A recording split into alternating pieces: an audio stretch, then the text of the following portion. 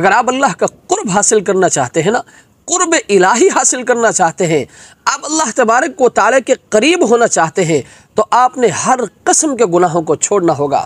اللہ کی نافرمانی سے اپنے آپ کو بچانا ہوگا، اللہ کے نبی کے سنتوں کو پامال کرنے سے اپنے آپ کو بچانا ہوگا، بد نظری سے اپنے آپ کو بچانا ہوگا، جھوٹ سے اپنے آپ کو بچانا ہوگا، اور اسی طرح غیبت سے اپنے آپ کو بچانا ہوگا، کینہ اور حسد سے اپنے آپ کو بچانا ہوگا۔ کیوں؟ اسی لیے کہ گناہ جو ہے نا،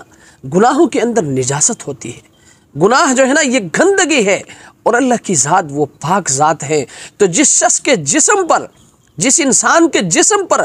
گناہوں کی نجاست لگی ہے، گناہوں کی گندگی لگی ہے نا، وہ اللہ کا قرب حاصل نہیں کر سکتا۔ اس لیے میرے بھائیوں، اگر آپ چاہتے ہیں کہ آپ کو اللہ کا قرب حاصل ہو جائے اور مجھے اللہ کا قرب حاصل ہو جائے، تو ہم سب نے مل کر گناہوں کو چھوڑنا ہے، اللہ کی نافرمانی سے بچنا ہے، اللہ کے رسول کے سنتوں کو پامال کرنے سے بچنا ہے۔ اور یاد رکھیں، جس شخص کو اللہ کا قرب مل جائے نا،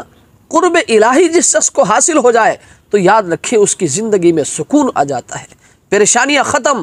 ٹینشن ختم۔ پیسے ہیں تب بھی آپ سکون میں ہیں، پیسے نہیں ہیں تب بھی آپ سکون میں ہیں۔ اس لیے میرے بھائیوں، اگر آپ سکون چاہتے ہیں تو آپ نے گناہوں کو چھوڑنا ہوگا، اگر آپ قرب الہی حاصل کرنا چاہتے ہیں تو آپ نے گناہوں کو چھوڑنا ہوگا، آپ نے اللہ کی نافرمانی سے اپنے آپ کو بچانا ہوگا۔